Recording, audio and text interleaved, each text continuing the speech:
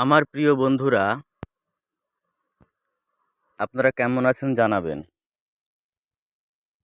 আমার মিনি ভালো এবং সুস্থ আছে।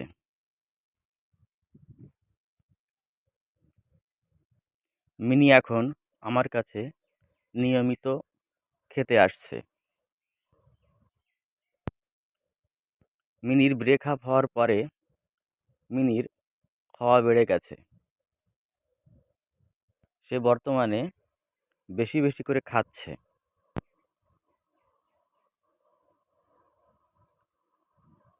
আর কয়েকদিন পরেই বন্ধুরা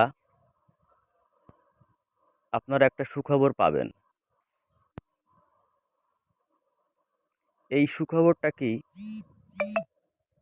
আপনারা একটু বলবেন।